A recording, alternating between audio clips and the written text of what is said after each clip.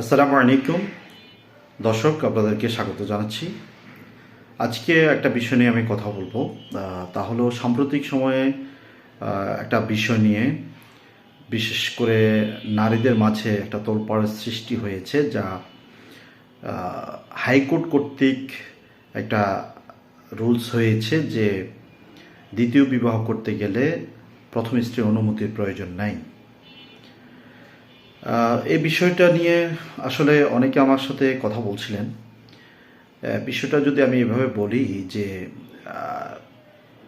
এর আগেও যে স্ত্রীর অনুমতি নিয়ে বিবাহ করার যে বিষয়টি রয়েছে, আসলে দ্বিতীয় বিবাহ যারা করেছেন তারা কয়জন প্রথম স্ত্রীর অনুমতি নিয়ে করেছেন, এটা হাজারে দুই একজন ছাড়া খুঁজে পাওয়া বড় মুশকিল। তো এখনও যেমন কাউন্সিলের অনুমতি নিয়ে তারপরে করতে হবে দ্বিতীয় বিবাহ, এবং কাউন্সিলের অনুমতিটা নেওয়া এটাও অ্যাকচুয়ালি প্রথম স্ত্রীর অনুমতি সাপেক্ষে, অর্থাৎ উনি একটা কাউন্সিল বোর্ড করবেন, সেক্ষেত্রে প্রথম স্ত্রীকেও ডাকবেন, তিনি এই বিবাহতে সম্মতি আছে কিনা, অথবা ওনার কোনো সমস্যার কারণে ওনার স্বামী দ্বিতীয় বিবাহ করতে চাচ্ছে কিনা, এই বিষয়টার উপরে আসলে কাউন্সিল বোর্ডে আলোচনা হবে।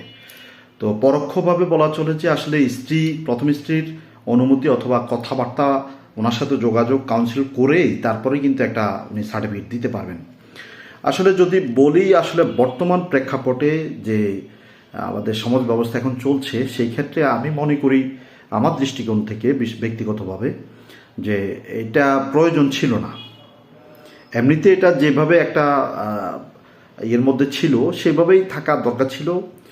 এমনিতেও আমাদের সমাজ ব্যবস্থার মধ্যে এখন যে সমস্যাগুলো হচ্ছে, বাংলাদেশের অনেক পুরুষই দ্বিতীয় বিবাহ করতে গেলে অথবা তৃতীয় বিবাহ করতে গেলে সেই ক্ষেত্রে তাদের যে প্রথম স্ত্রীর প্রতি ইনসাফ রাখা, যেটা সূরা নিসা 2 নম্বর আয়াতে ওয়াইন খিফতুম আল্লাহ তা'দিলু ফাওয়াহিদাতান, যে যদি তোমরা ইনসাফ কায়েম করতে না পারো তাহলে একটা বিয়ে করো। তো বাংলাদেশের এমন খুব কম পরিবারই আছে যে দ্বিতীয় বিবাহ করার পরে তার প্রথম স্ত্রীকেও সমানভাবে ইনসাফ করতে পেরেছেন, এরকম বিষয় একেবারে খুবই নগণ্য। তো সেই ক্ষেত্রে বলা চলে যে আসলে এটা হচ্ছে ওই যে একটা কথা আছে না, গ্রামে উলিল্লা বুড়ি আরও পাইছে ঢোলের বাড়ি। এতে সমাজে আমি মনে করি যে একটা অন্য একটা ফেতনার একটা চলে যাবে। ঠিক আছে, অনুমতি শরীয়তেও প্রথম স্ত্রীর অনুমতি নেওয়া উত্তম, ভালো। তো সরকার এই ক্ষেত্রে আসলে পরিবর্তনটা কেন, অথবা হাইকোর্ট কেন এটা দিল, এটা বুঝে আসে না। তবে আমার মতে পূর্বের যে সিস্টেমটা ছিল সেটাই ভালো ছিল। এতে করে একটা ধাক্কা অথবা একটা ভয় ভীতি থাকতো।